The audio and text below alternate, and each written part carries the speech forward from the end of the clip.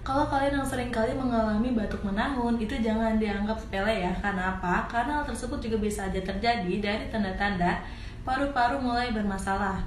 Kalau batuknya nggak sembuh-sembuh, terus juga napas terasa berat, itu jangan ditunggu sampai terlambat ya.